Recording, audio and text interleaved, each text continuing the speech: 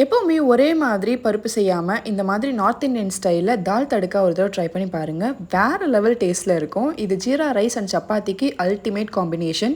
Even white ரைஸ்ல நீங்க போட்டு சாப்பிட்டாலும் சூப்பரா தான் இருக்கும்.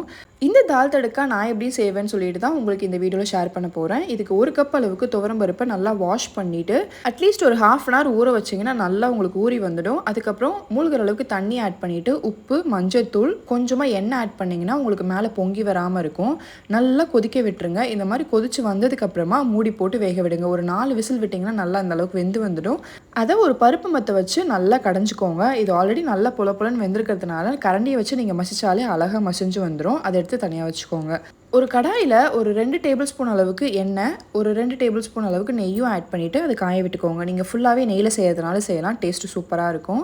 ஒரு பச்சை மிளகா, ஒரு சின்ன துண்டு இஞ்சி, ஒரு 4 பல் அளவுக்கு பூண்டை குட்டி குட்டியாக கட் பண்ணி ஆட் பண்ணிக்கோங்க. ஒரு டீஸ்பூன் அளவுக்கு ஜீரகமும் சேர்த்துட்டு நல்லா வதக்கி விட்டுருங்க.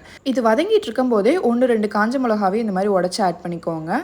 10 சின்ன வெங்காயத்தை குட்டி குட்டியாக கட் பண்ணி வச்சுருந்தேன். அதையும் ஆட் பண்ணிவிட்டு நல்லா வதக்கி விடுங்க. நீங்கள் சின்ன வெங்காயத்துக்கு பதிலாக பெரிய வெங்காயம் ஆட் பண்ணி செய்கிறதுனால செய்யலாம். எப்பயுமே சின்ன வெங்காயம் டேஸ்ட் நல்லாயிருக்கும். வெங்காயம் வதங்கிறதுக்காக லைட்டாக உப்பு போட்டு நல்லா வதக்கி விடுங்க.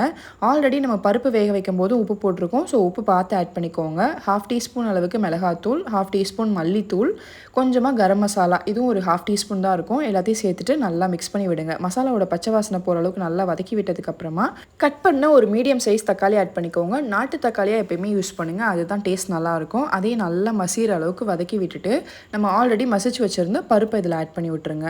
பருப்பை ஆட் பண்ணிவிட்டு எல்லாத்தையும் நல்லா கம்ப்ளீட்டாக மிக்ஸ் பண்ணி விட்டுட்டு இதை நல்லா கொதிக்க விட்டுருங்க. ஒரு 3 to 5 மினிட்ஸ் கொதிக்க விட்டாலே போதும். உங்களுக்கு நல்லா ரெடி ஆயிரும். உப்பெல்லாம் செக் பண்ணிக்கோங்க. இந்த ஸ்டேஜில் உப்பு தேவைன்னா ஆட் பண்ணி விட்டுருங்க.